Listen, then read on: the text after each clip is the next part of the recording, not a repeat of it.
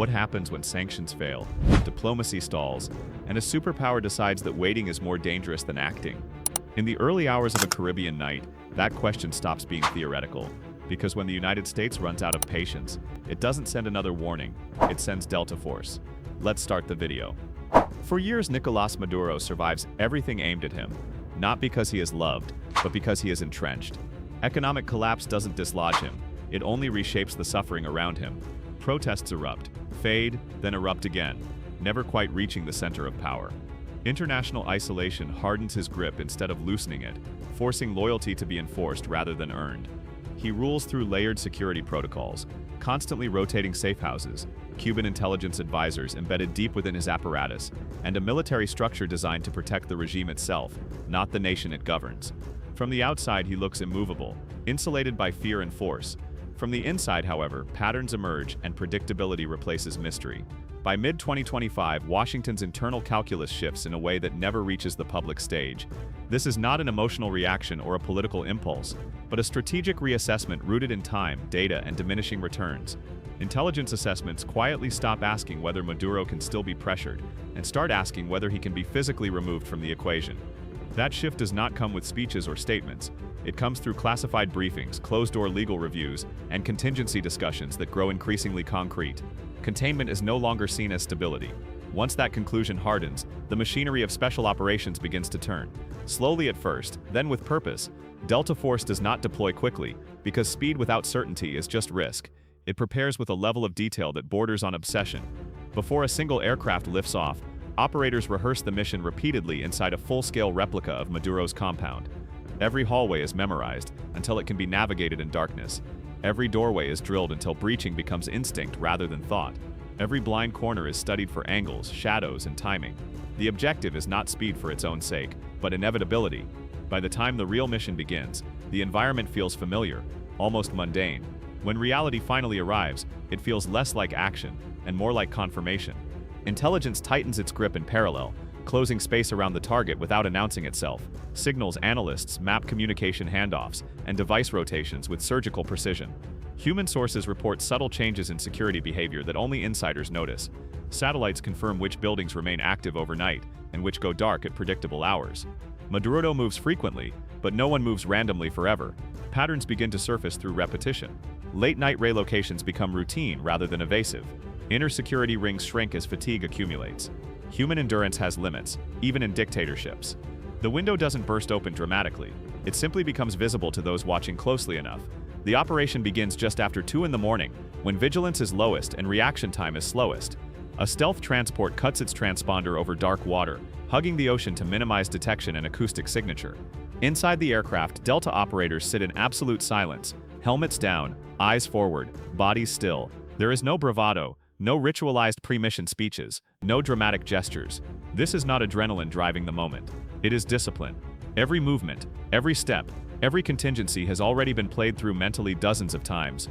The mission has already happened in their minds. Now it simply has to occur in reality. The outer security detail never has time to react, because reaction requires awareness. Suppressed fire ends resistance before alarms can propagate through the compound.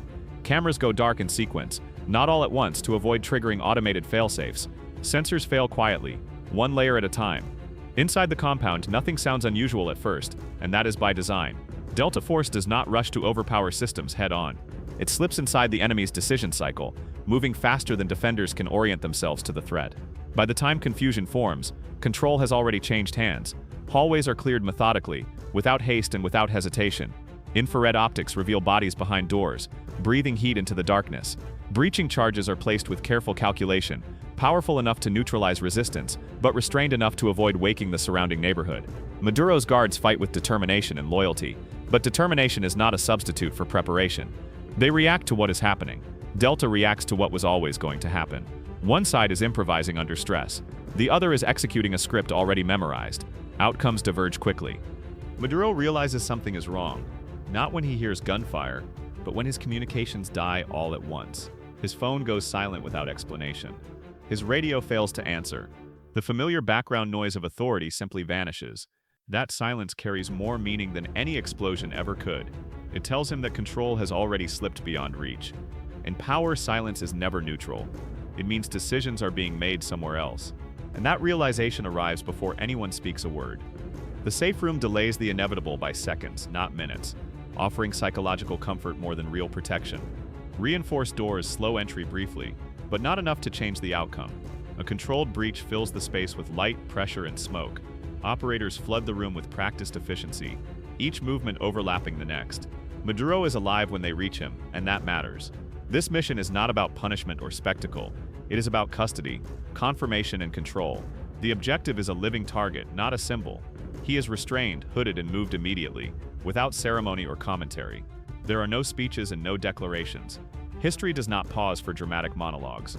Outside, Caracas begins to wake up to fragments of sound and confusion. Distant gunfire cracks as loyalist units scramble to respond, but information spreads unevenly. Confusion multiplies faster than coordination can form. Orders conflict. Timelines collapse. Helicopters lift off low and fast, disappearing into the darkness before a coherent response can even be assembled. As the aircraft clears the city, the irony becomes impossible to ignore.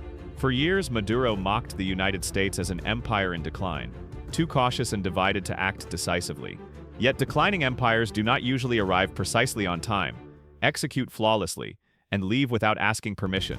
Decline does not look like preparation, discipline, and restraint. Whatever label applies here, weakness is not one of them.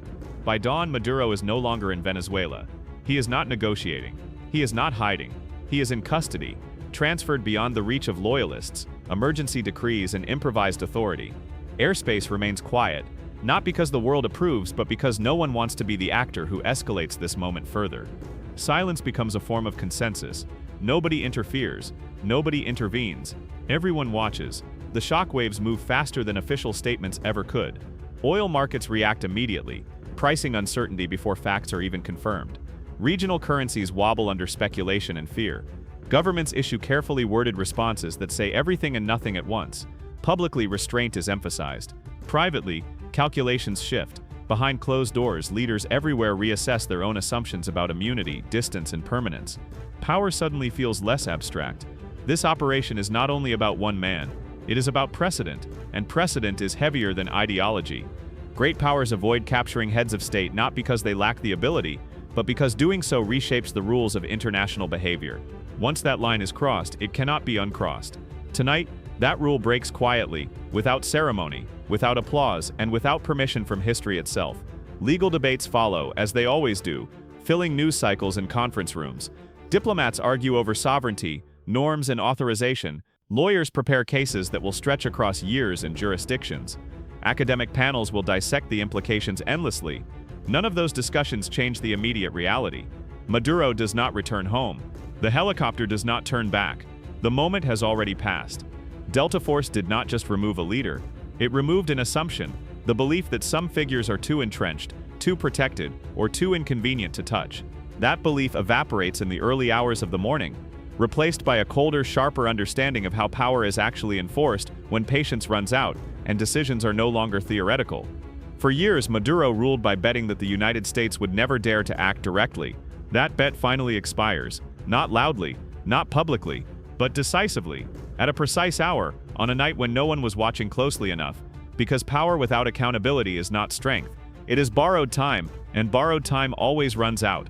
If you want more deep dive videos like this, where geopolitics, military strategy, and power collide, make sure you like and subscribe.